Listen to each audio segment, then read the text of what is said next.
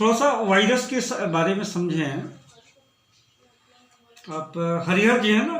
Harihar, hello Harihar जी, सुन रहे हैं?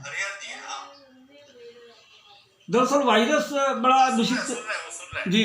Virus और बैक्टीरिया में थोड़ा सा अंतर है। बैक्टीरिया को हम दवाइयों से मार सकते हैं, सीधे सीधे भोजपुरी वाली भाषा में सुनिए। वायरस आप 9th क्लास में बच्चे पढ़ लेते हैं ना, तो वायरस अमर जीव है धरती का, वो मरता उड़ता नहीं, वो न्यूट्रल होता है, समाधि लगा लेता है। हेलो, हाँ, समाधि लगा लेता है और संयोग से समाधि लगा करके वातावरण में वो हजारों हजार बरस तक रह सकता है, नष्ट नहीं होगा।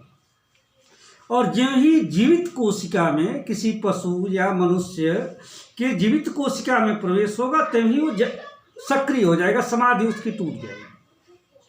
और टूट करके अपने भी कुछ नहीं करता है, वह आपके शरीर की एक कोशिका का किडनैप करता है और किडनैप करके उस पर जो है उसको अपना मोहरा बना करके आपके बॉडी में उसके जैसे किडनैपेड विकृत कोशिकाओं को पैदा करना शुरू करता है।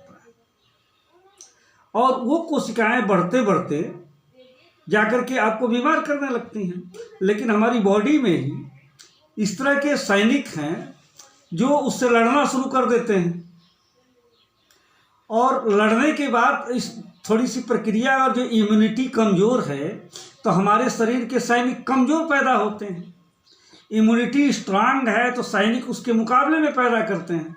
अब वो अधिक भी पैदा करके उस वाले वायरस को, किसी भी वायरस को, कोरोना या कोई, उसको पराजित कर देते हैं, हम जीत जाते हैं।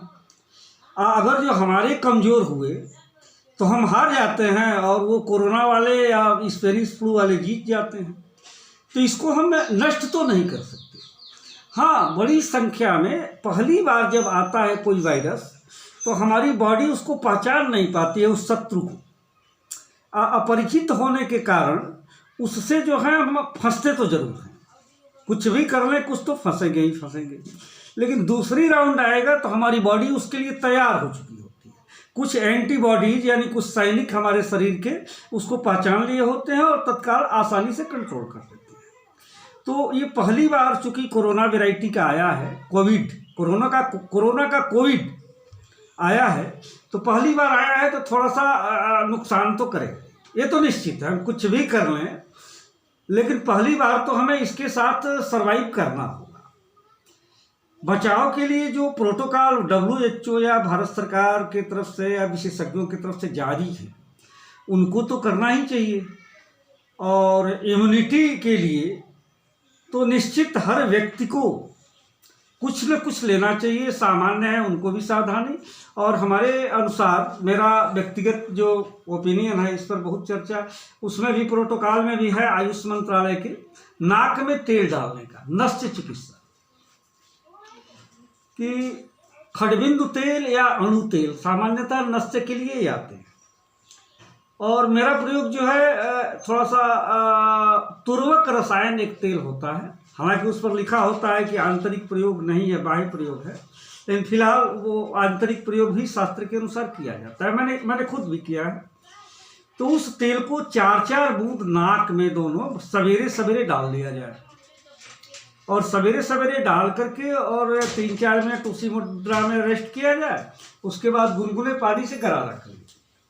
तो कम से कम दिन भर में एक बार नाक में हम तेल रखे रहें तो संभव है कि काफ़ी हद तक हम कोरोना से बच सकते हैं।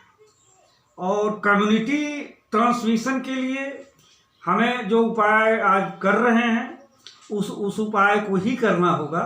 इसके अलावा अभी तक जब तक वो नहीं आ जाता है आपका वैक्सीन, कि वैक्सीन और इम्यूनिटी में बस एक ही अंतर है कि वैक्सीन स्पेशली एक वायरस के खिलाफ एंटीबॉडीज तैयार करने के लिए वो सक्रिय कर देता है, और इम्यूनिटी में होता है तो हर वैरायटी के वायरस से लड़ने के लिए कॉमन फौज हमारे पास हो जाती है। इस तरह से उसको समझना चाहिए। और कुछ हरिशंकर जी? जी जी।